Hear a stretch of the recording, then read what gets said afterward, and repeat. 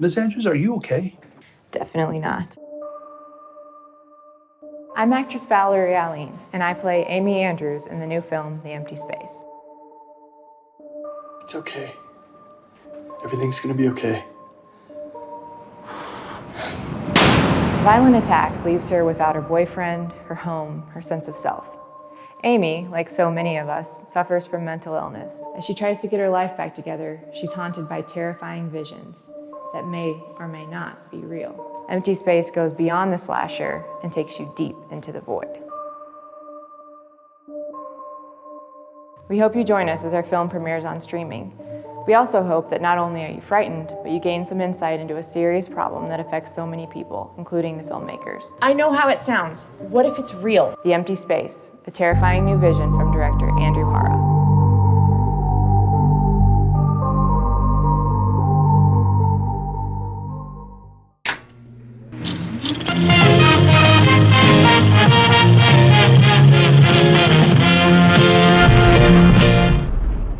What's up, guys? Welcome back to the podcast. I almost said bomb podcast. I don't know. It's early in the morning. William's here, not again. He's still buying a house. How long does it take, William? And so we got another guest, but also we got two guests. We got Josh. He's dressed as the manager of the worst hotel you've ever been to in your life. Of course, I'm Andrew Hara. You saw a preview for the movie Empty Space. Go watch it. I have two other movies, but you don't need to know about those. It's on Tubi. But we also have Patrick Sanchez. Hello. How are you? Good. How are you? Both good. So we talked to Eli, what was it, 2 weeks ago, Josh? Yes, that sounds right. I go based off of when the podcast came out. And so you work with Eli, right? You guys, well, you started the company together. Yeah. We started that, I think, back in like 2017 or 2018. Originally as to do commercial work. That was our commercial brand. And then over time transitioned to dedicated to filmmaking. Nice. And how do you, so Pat, you're more of a writer. What kind of draws you to writing? I think just storytelling in general. Like when I was a kid, like I read a bunch of comics. I read a lot of like Star Wars novels, like expanded universe stuff. Like pretty young, like I was in the second grade reading like the Halo novelizations. Yeah. And so just like, yeah, I just fell in love with storytelling. And as time has gone on, like it's evolved into film, really. It's been the medium that I've decided to dedicate myself to. Nice. Yeah, that's good. It's also funny, like, first, I won't mention too much of the Star Wars Expanded Universe. We don't want to get Josh too excited. But, oh, man. Yeah, we used to, like, I don't know. It's funny when you go back and read those. I was actually talking to our other friend, Leslie, yesterday, and she was like, because I was like, oh, did you read American Psycho? And I was like, did you read Fight Club? And she was like, have you ever read a book that's not a movie? And I was like, yes. Well, we're going to talk about those. Yeah. I know. Those are for their own section away. Yeah. You know? It's like, how do I know when a book is good? I don't know. But you know who tells me when movies are good? Twitter. And they're wrong. Only 75% of the time. So what are you, can you tell us a little bit about what you're working on? Are you working on anything right now that you can kind of talk about? Yeah. A long time to say. A secret. Now, I put him on the spot. Yeah. I know. Because there's one thing that I don't know how much I can talk about because it's not mine. Okay. But for me personally, I haven't directed anything in a long time.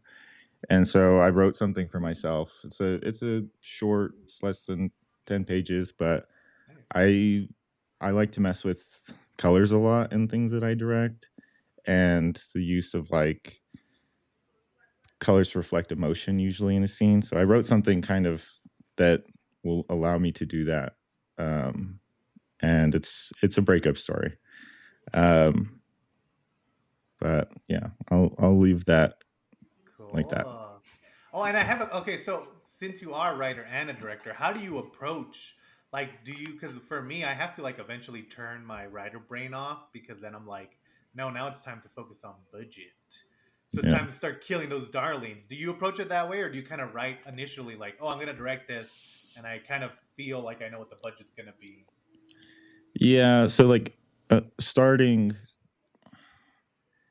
So initially, like most of my ideas are pretty big. Um, I start really ambitious, and then about halfway through, I'm like, oh shit, I don't know that this is going to be possible if I keep going down this route. And if I ever want to make this, I gotta rein myself in. So, um, yeah, like I would say, writer brain probably turns off about halfway through whatever I'm writing, and then at that point, it's like, okay, I gotta start being more efficient, and start thinking about the pieces that I have, and then wrapping those up. So, yeah, I would say writer brain turns off about halfway through whatever I'm doing, and then it's all right. Let's wrap it up and get efficient. Nice. Well, and that brings up another question. I've thought about this myself, but I don't even know if I have the answer for this. Because sometimes you have those ideas. Like I think all of my movies could have been expanded, but the initial idea was to kind of keep them small. But there's a couple of ideas that are big, and I've kept them big. And like, so when do you like? Do you ever have to be like, okay, this one it's too big for me to film now, but I'm just gonna save it for later? Or do you kind of like, oh, let me figure it out? And how do you make that decision? Um, I think so. The stuff that I have sat on, um, has been, I feel like it's more like maybe it's growth. I think it's possible to, to make some, you know, even a big idea in a small package, Right. Um, but I don't know. Like, That's a tough question. yeah, I I think when I feel like I still have something to learn, if I'm writing like sci-fi, for example, is something that like I constantly come back to because I love it. I love the genre. Um, I love the uh, just all the elements of like sci-fi storytelling, examining like our humanity and our place and everything, and the introduction of technology. Like I love all of these themes, but I feel when I start writing these things, I'm like, oh man, I don't know as much as I think I do, and I have to put it in the back seat so that I can go out and learn about these things. Um, and I think it's the same with, I think, comedy. I'm a big fan of stand-up comedy, and so I like study the craft and I figure out like, okay, this is how uh these are how these jokes work. This is how you do, setups and all of this stuff. So I'm the type that I think like budget and things like I I try not to think about that.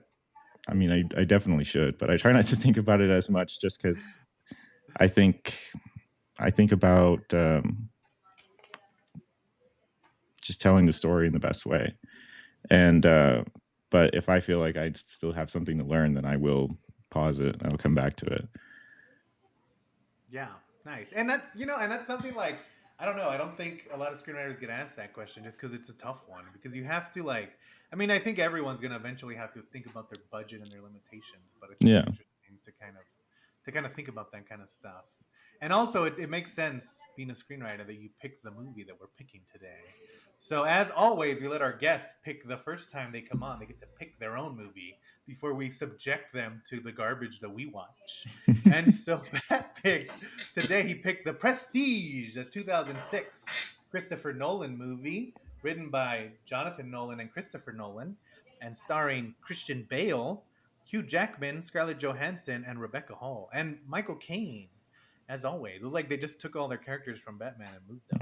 So, Mhm. Josh, tell us what this is, but only give us the pledge and the other one that I forgot. The Oh, middle one that everyone always the forgets. the first two, not the Prestige. Yeah. No, I'd just say this is about a series of one-upmanships between two magicians. Goes a little bit too far. Yeah. To hilarious results. So, Pat, why did you pick The Prestige? Well, we were in the summer of Barbenheimer, and everyone was analyzing, Chris Nolan, and singing his praises. But I feel like the movie that doesn't get enough credit is definitely The Prestige. I think a lot of people don't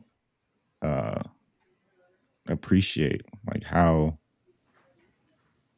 beautiful the movie is, like how it's shot, with almost all like practical lighting, and natural lighting. So, I mean, that in itself for a Nolan movie is pretty crazy. But yeah, after this summer, and I just wanted to revisit one of my favorites. Nice.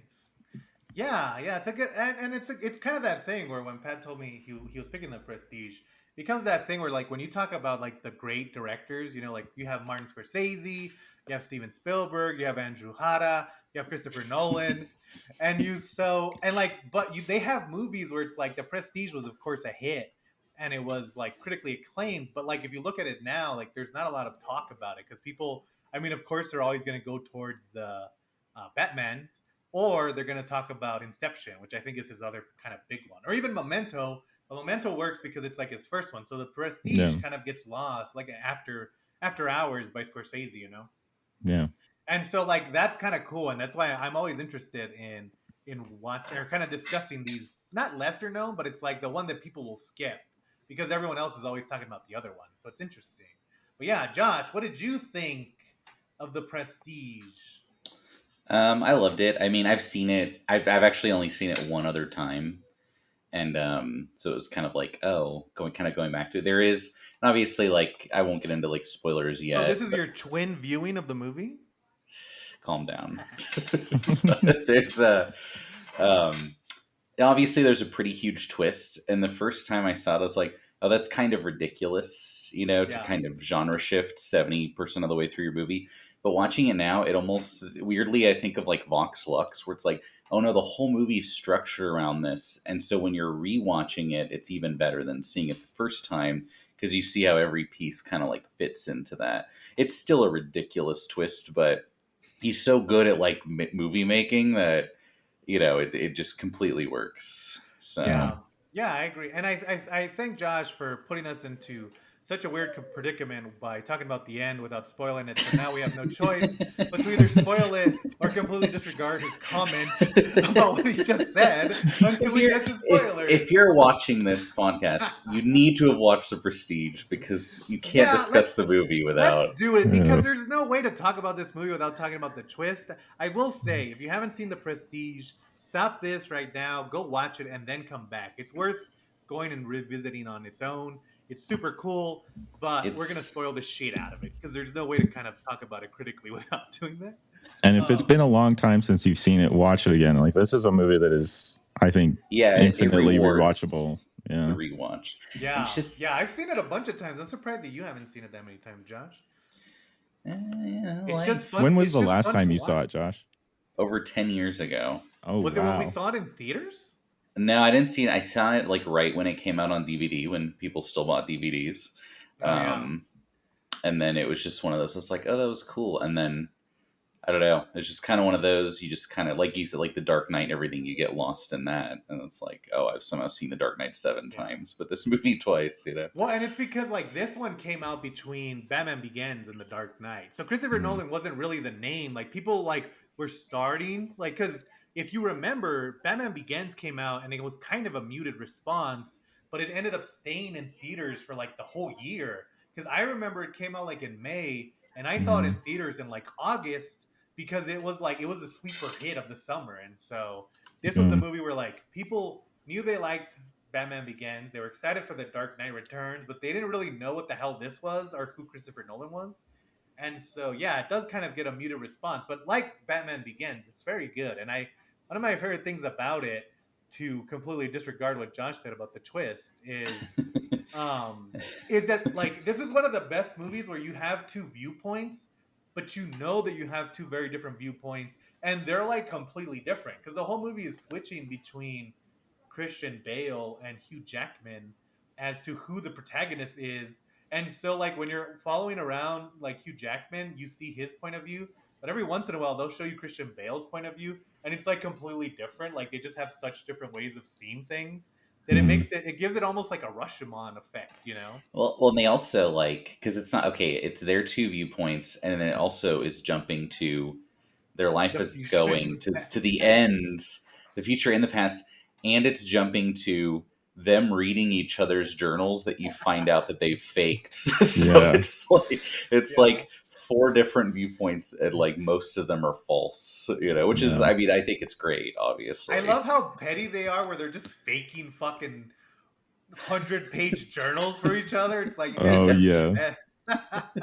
it's Extreme commitment.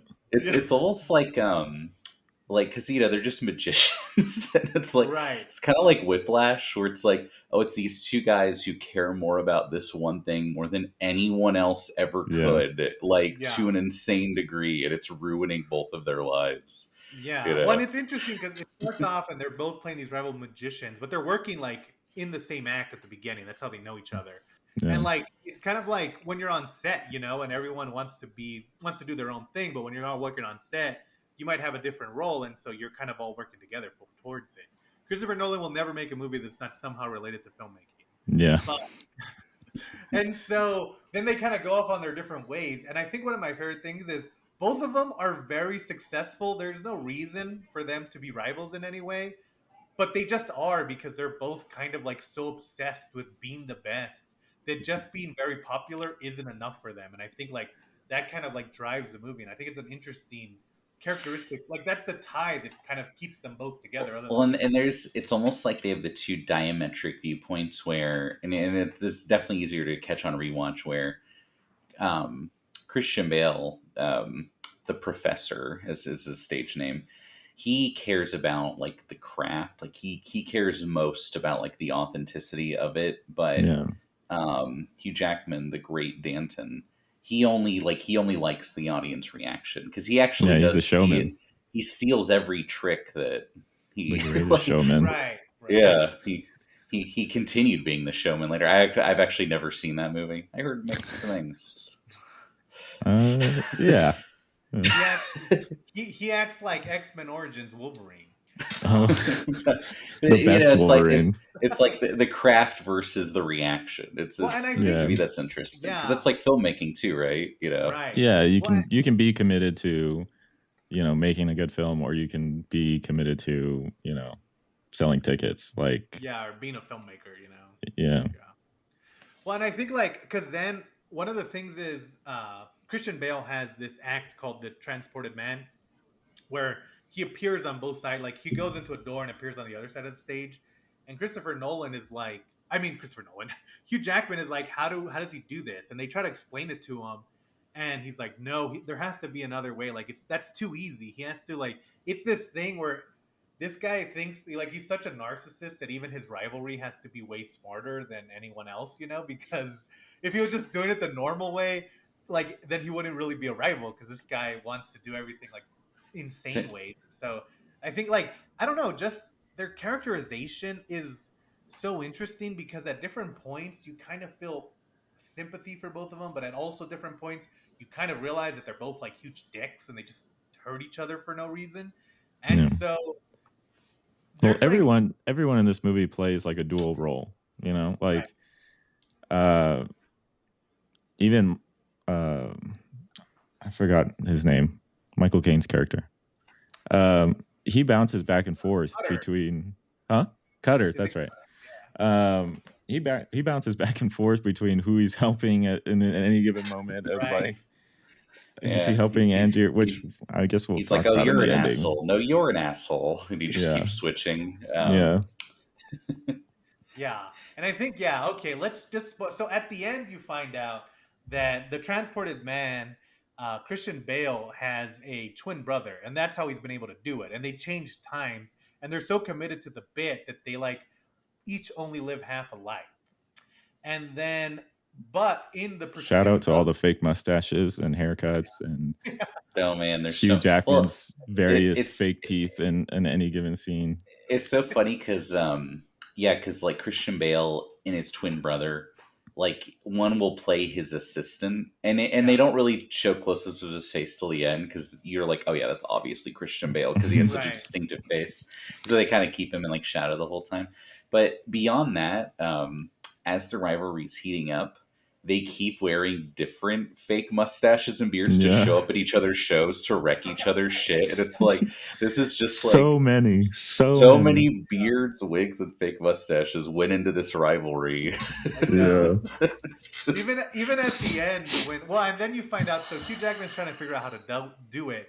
He doesn't ever figure it out, but what he instead does is he meets Nikola Tesla, played by David Bowie, and Nikola Tesla like creates this machine that makes that will transport him to a different part, but it also makes a double.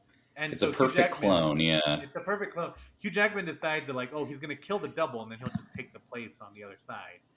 And so that's what the ending is. And if you watch the movie, especially again, it's so telegraphed for you, especially the Christian Bale thing. Like every line is like, "Oh, Christian Bale, did you know?" Or like, "How did you forget this? I would have thought you would have remembered it." And it's like, "I don't know."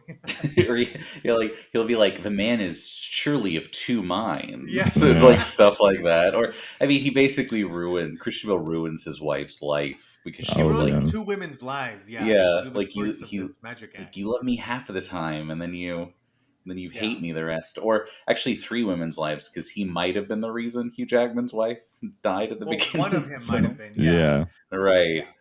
Because at the beginning, Hugh Jackman's married to Piper Pepera, and Pepper she Perabo. from Coyote Ugly, and she and like they're doing like this magic trick where they drop her in a water tank, and she wants to do a harder knot, but Hugh Jackman's like, no, it's too dangerous, and then eventually they try the harder knot, or they might, you never find out, but she ends up drowning because of an accident, and so Hugh Jackman the whole time is like, well, which knot did you tie? And Christian Bale's like, and he goes, I've been thinking about this with myself all day, and I can't figure it out. And you realize like he hasn't been thinking about it; he's been talking about it with his twin, and neither of them remember which one they used, or at least they're not telling it. But like, yeah, so every line of dialogue is kind of this like, oh, it's a double meaning, which again could have come off as like too revealing, or it could have come off super like, oh, this is cheesy, but it comes off very smart, and it ends up like, again, when you watch it again, it makes it that much more enjoyable.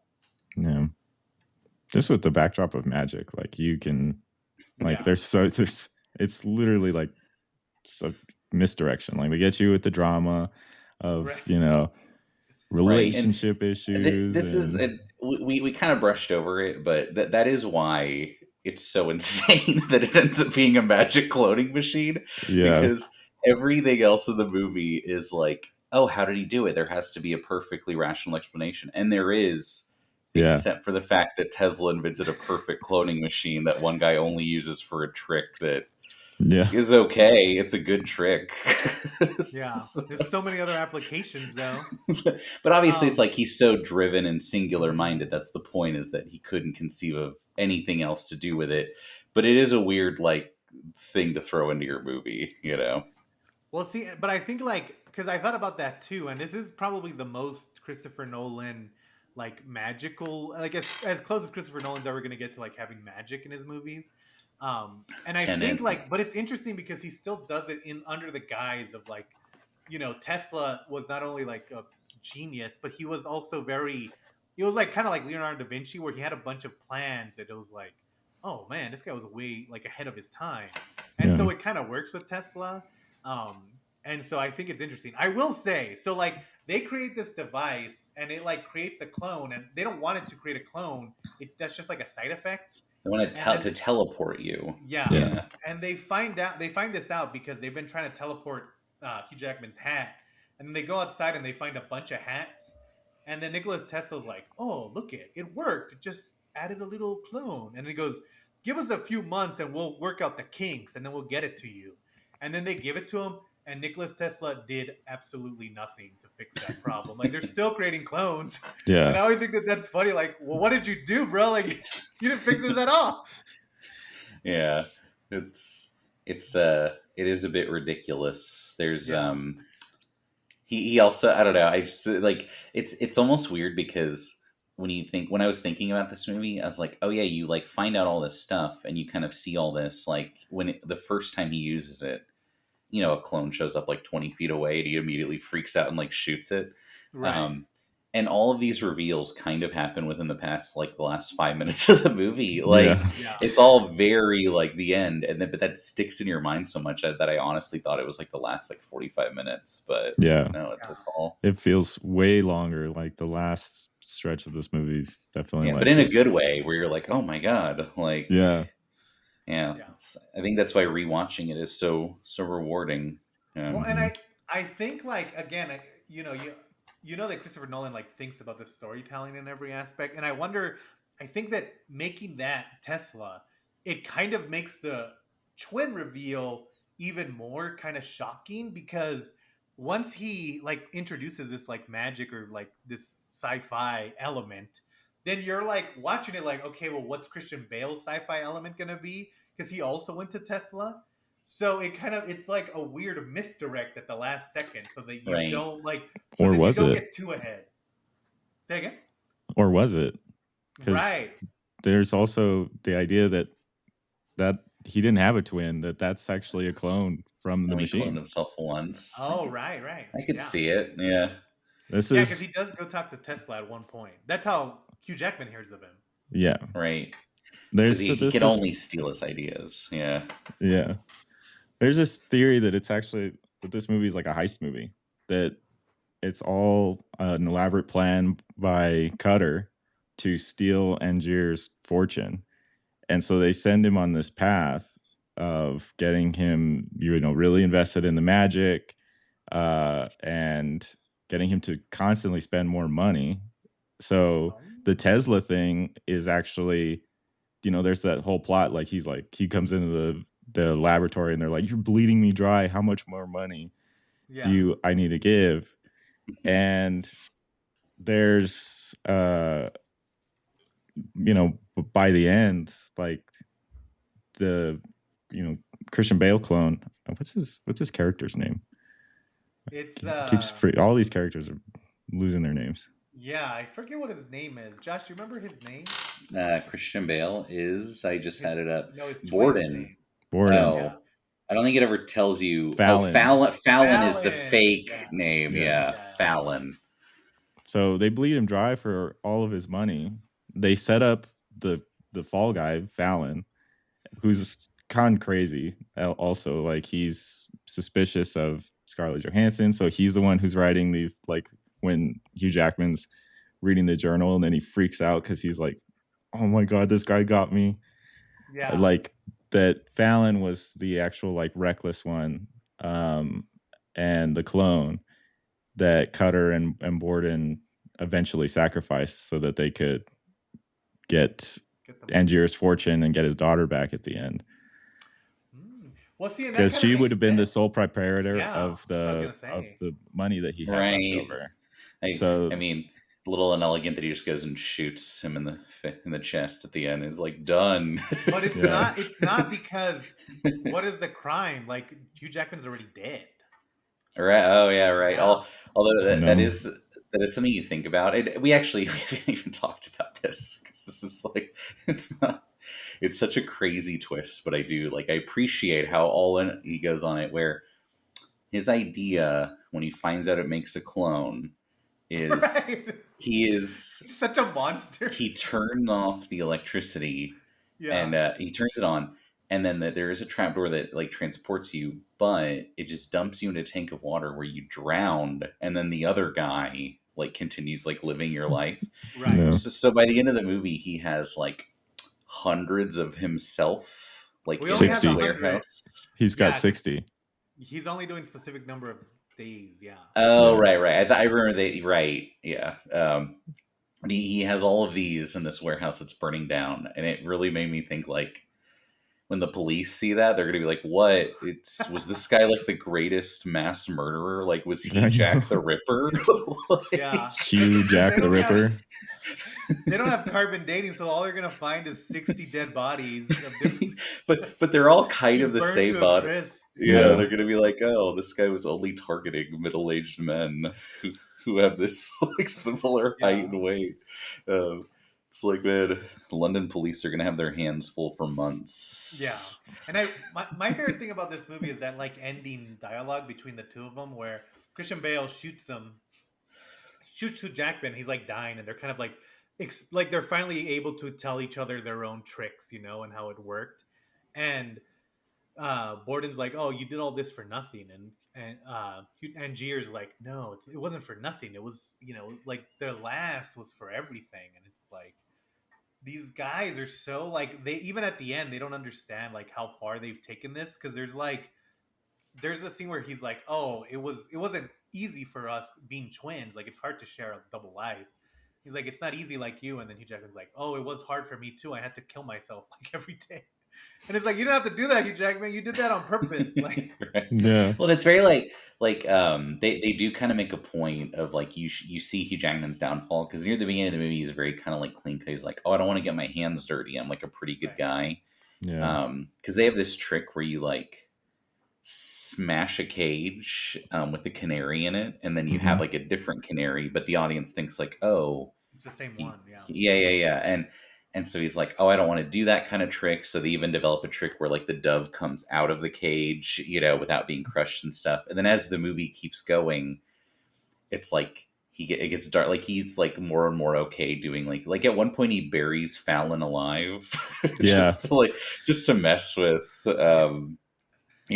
But it's like near the end, it's like, okay, now you've literally been gifted this like magic machine, and you still can only think of the craziest, most sadistic possible way to use it to himself, because you know Right. it's Yeah. the original drowning every time, but Yeah. it's like he's Well, and it doesn't matter to him, and I think that's what makes it like so interesting. Like, right that the it's just way he's that so they- far gone. Yeah.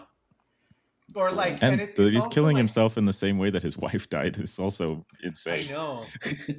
And I think that makes it interesting, because you realize like once you're driven by like obsession, is that you stop like really learning things, because at the end you find out, because earlier when his wife dies, Cutter, Michael Caine's character at the funeral, is like, "Oh, I had a friend who almost drowned one time. He was in a shipwreck, and he said that it was like going home." And so you find out that that's why Hugh Jackman's drowning them, because he thinks it's not that bad of a death. And then at the Right. end, Cutter's like, "Oh no, it's agony. I was just saying that so that you wouldn't feel bad for your wife." Yeah. But it's like you realize in that moment that Hugh Jackman like never took into consideration that Cutter was only saying that, and like that Right, he drowning like was the latched worst way to onto die. that. Yeah. Yeah. And I It's like just this. think like, yeah, and that's one of those things. Like that line at the funeral is such a throwaway line, because that's not the point of that scene. It's the scene is one of the scene is that Christian Bale shows up, you know, and it starts the real rivalry. But the fact that it comes back, it just shows you like how tight that script is, you know, that like there's little things where if you're not paying attention, it's not going to hit hard later. But if you are, it's like, oh shit. Yeah. Yeah, it's a lot of like this stuff like where they're like Lord Caldlow, and you don't really think about it because then it doesn't come back till the very end. You're like, oh yeah, of Right. course, like this is Lord Caldlow, like his fake identity, you know. Yeah. It's cool. We also God, we didn't even cover at one point before he has his magic cloning machine. Hugh Jackman can't figure out the trick, you know, with Christian Bale. So they do get a double, also played by Hugh Jackman, as like this kind of drunk out of work actor. Yeah. In the those most teeth. hilarious, Those teeth. Oh, I love it. The Yeah. most The teeth acting. hilarious accent. Yeah. Yeah. He really hams it up here to I love it. perfection. But Yeah. yeah, it's like the devil's kind of a dick, and like they can't get along with him. And then there's this scene, and me and Andrew were arguing about this, where Ooh. The trick is he throws the top hat, he opens the door, falls into the stage, then the double comes out, catches the top hat, and then Christian Bale fucks it up by basically kind of bribing the double, being like, "Hey, fuck you, Jackman. Let's get one over on him." So he takes out the safety cushion for the trap door. So Hugh Jackman falls below the stage, breaks his leg, and then Christian Bale comes out the other door and says "Oh, there's far too much magic, in my fucking stage show across the street. So you should go check me out." And then the double comes down kind of trussed up, like he's got a gag in his mouth. And it's very comical. No. Andrew's like, "Oh, the audience would not. It's not be as comical happy." at all. I feel like the audience would be horrified. I think the audience would love it. Yeah, that would be that in Victorian era would have it killed. Because you would assume that Hugh Jackman had set it up to they're friends, and he helped. He's like, "Oh yeah, Why you get to fake time me up." Why would he set up a trick where he looks bad? I mean, it's just such a good slam that you wouldn't think about it that much. Yeah, no. There's a whole shock value in it because he's strung up, right? He's tied up and hanging above. Because otherwise, you'd be like, "Okay, how did Christian Bale tie him up and then put him above the stage?" It'd be impossible unless you believe in magic. Well, through magic, maybe Victorian era people literally thought. Yeah, they would have been like, "Oh my god, this guy just totally bamboozled this other magician. Let's go watch his show." I know. Yeah, I mean, I would have gone to watch the other show, but I still would have been horrified by the action.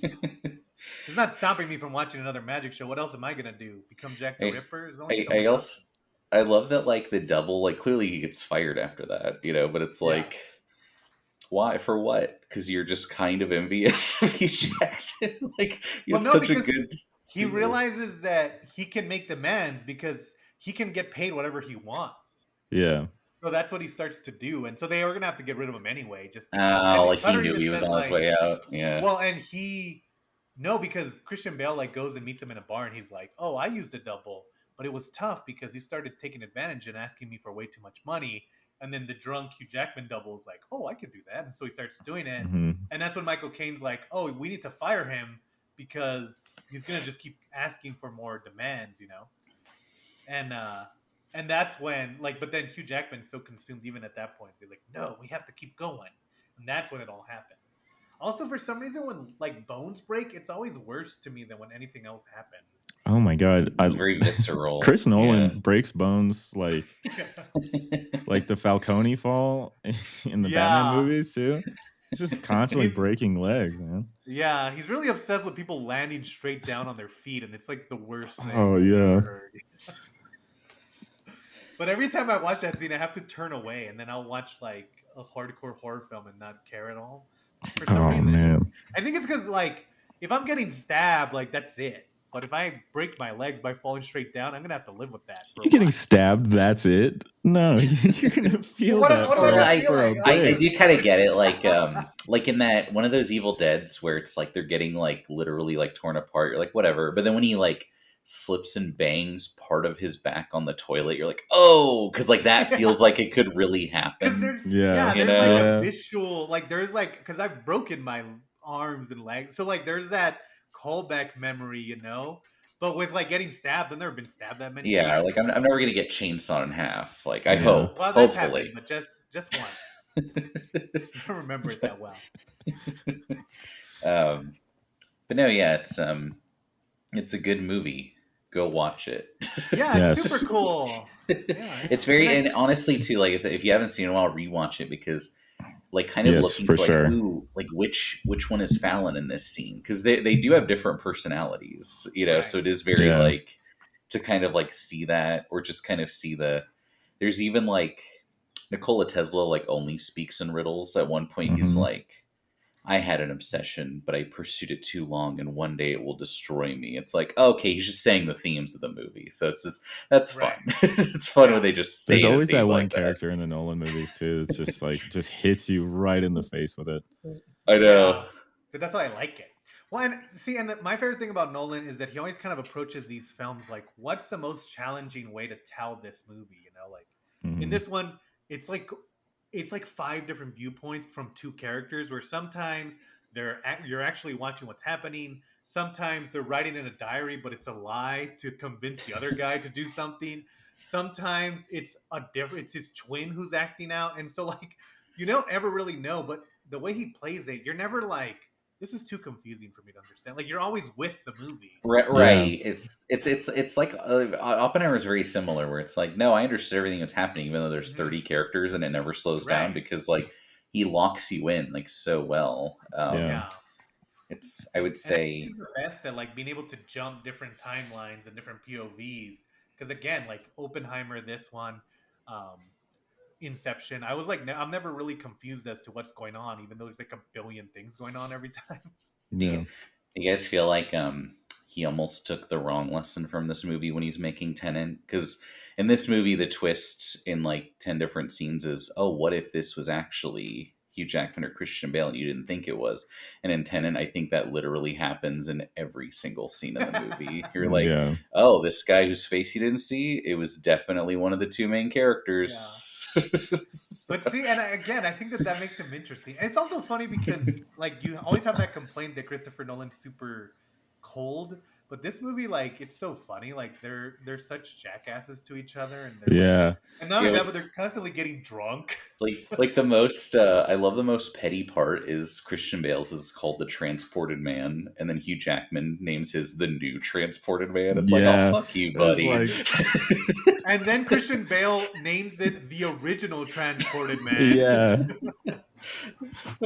Imagine like Andrew, someone like you have a rival filmmaker and his next movie's called The Better Empty Space. I know. The New Empty Space. And I do have a rival. He's making his movie. It's called Killers of the Flower Moon. And I'm like, you rival again. Always one step ahead of me. Just one step. Catholic, yeah. Us Catholic directors are constantly in fights with each other. But yeah, no, I think the movie's cool. I think it's like, it's also interesting because, again, it's very hard to get this movie spoiled for you because it's not talked about enough. So it's the perfect time to go check it out.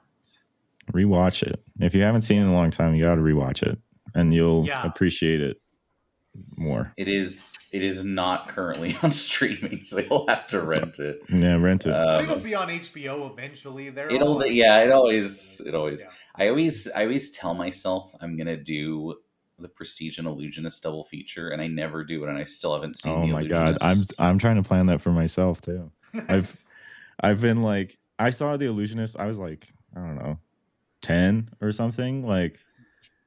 Whenever that movie, I don't know, even remember, but I don't know anything about it. I know Edward Norton's in it. And it came out the same year as this, right? But, yeah, and it got overshadowed. Yeah, yep. And it's like both of these movies. Before I'd rewatched Prestige, like I've seen it like 4 times in like the past 2 years, but I would always get these movies confused. Like I was like, what is happening? Like the top hat scene I thought happened in Illusionist, like where they're just like all on the ground in the forest. I was like, that was definitely an Illusionist. And then I watched Prestige and I was like, oh shit, no, they're on the ground. That's this movie. Okay. Yeah. Interesting. Yeah. I've seen the Illusionist, but I've never seen them back to back, and I haven't seen Illusionist in forever.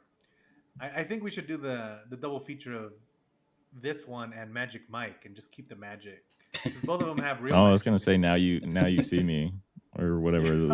Those magician movies. Modern. I was gonna say this one and oh god, I can't even think of the name now.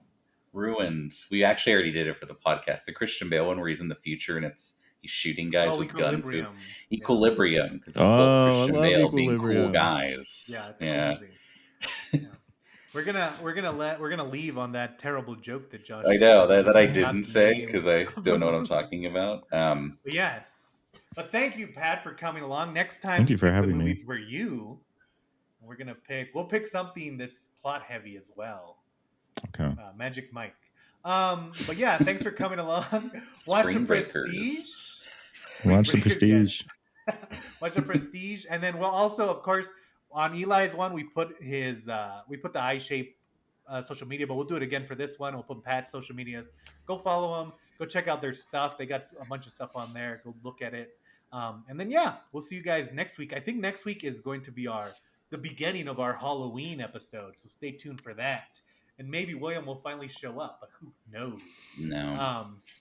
So come back, and we won't spoil the theme until next week of what we're doing for Halloween, but check it out. It's rather bone chilling. It's rather head turning. We should You'll figure out that joke next week. Well, they probably figured it out right now. No, you didn't. You didn't figure it out. It's not that one. But thank you guys for coming.